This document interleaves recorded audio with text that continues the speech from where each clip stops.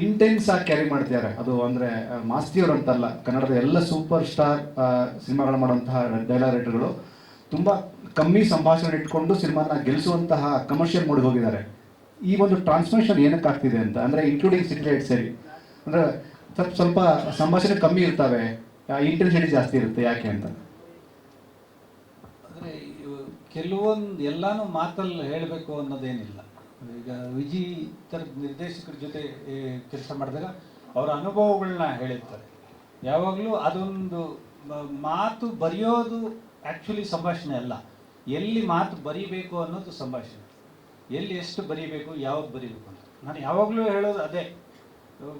Director ಅಂತ ಹೇಳಿದ ತಕ್ಷಣ ನಾವು ಯಾವಾಗಲೂ ಒಬ್ಬ ಅಡುಗೆವನ್ನು ಕಂಪೇರ್ ಮಾಡ್ಕೊತೀವಿ. ನಾವು ಅಡುಗೆ ಚೆನ್ನಾಗಿ ಕಲ್ತಿದ್ದೀವಿ ಅನ್ನೋದಲ್ಲ, ಎಷ್ಟು ಜನಕ್ಕೆ ಮಾಡ್ತೀವಿ, ಎಷ್ಟು ಟೇಸ್ಟಾಗಿ ಮಾಡ್ತೀವಿ ಅನ್ನೋದು ಮುಖ್ಯ ಆಗುತ್ತೆ. ಪ್ರೊಡ್ಯೂಸರ್ ಆಗ್ತಾರೆ ಅಂದ್ಬಿಟ್ಟು 50 ಜನ ಇರೋ ಜಾಗದಲ್ಲಿ 100 ಜನಕ್ಕೆ ಮಾಡಿಬಿಡೋದು, ಅದೊಂದು ಇದು ಗೊತ್ತಿರಬೇಕು. ಸೊ ಮಾತು ಸಿಟಿ ಲೈಟ್ಸ್ ಅನ್ನೋ ವಿಚಾರದಲ್ಲಿ ಬಂದಾಗ ತುಂಬ ಕಡೆ ಎಕ್ಸ್ಪ್ರೆಷನ್ಸು. ಈಗ ನಮ್ಮ ವಿನಯ್ ಅವರು ಒಂದು ಶಾರ್ಟು ನಾವು ಇನ್ನೂ ಏನು ಎಡಿಟಿಂಗ್ ಟೇಬಲಲ್ಲಿ ಇದ್ದೀವಿ ಅಷ್ಟೇ, ಅಲ್ಲೇ ಎಲ್ಲರೂ ಒಂಥರ ಅಳಿಸೋ ಥರದ್ದು ಇದು. ಇನ್ನೊಂದು ಕಾಮಿಡಿ ಅಂತ ಬಂದಾಗ ಹೊಸ ನಟಿ ನಮ್ಮ ವಿಜಯ್ ಅವರ ಮಗನ ಕ್ಲಾಸ್ಮೇಟ್ ಭುವನವಲ್ಲಿ ಅಂತ ಕ್ಯಾರೆಕ್ಟ್ರು ಮಾಡಿದ್ದಾರೆ. ಎಷ್ಟು ನಗಿಸ್ತಾರೆ ಅಂದರೆ, ಫಸ್ಟ್ ಟೈಮ್ ಸ್ಕ್ರೀನ್ ಮೇಲೆ ಬರ್ತಿರೋದು. ಎಲ್ಲ ಅಭಿನಯದಲ್ಲೇ, ಸಂಭಾಷಣೆ ಕಮ್ಮಿ ಇದ್ರೂ ಅಭಿನಯದಲ್ಲಿ ಹೊಡ್ಕೊಂಡು ಹೋಗ್ತಾರೆ. ಮತ್ತು ನಮ್ಮ ವಿನೋದ್ ಮಾಸ್ಟರ್, ಆ್ಯಕ್ಷನ್ ಮಾಸ್ಟರ್ ಅವರು, ದೊಡ್ಡ ದೊಡ್ಡ ಸಿನಿಮಾಗಳು ಕೆಲಸ ಮಾಡಿದವರು, ಅವರು ಕಾಮಿಡಿ ಪಾತ್ರ ಮಾಡಿದ್ದಾರೆ.